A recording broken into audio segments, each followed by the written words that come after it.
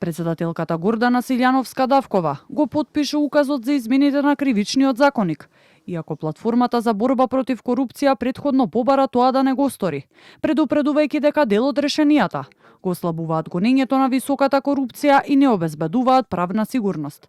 Силјановска-Давкова и покрај забелешките за делата поврзани со злоупотреба на службена должност и јавните набавки, оцени дека измените се подобро и нужно транзициско решение во однос на оние од 2023 година до донесување на нов кривичен законник. Таа го поздрави осогласувањето на законите потребни за функционирањето на Safe City, како и службеното гонење на семено и воведувањето на ново кривично дело за заштита од родово насилство.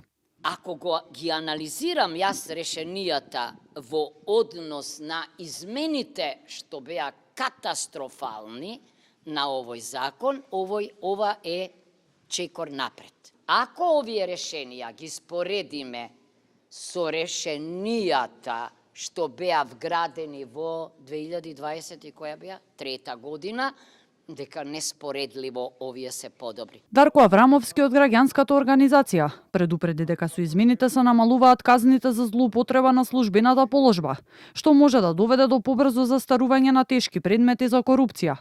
Според него, меѓу другото, се ослабува и заштитата на јавните фондови и постои можност за создавање на правна конфузија околу одземањето на незаконски стекнат имот. Аврамовски ја критикува и недоволната јавна и стручна дебата при носењето на измените.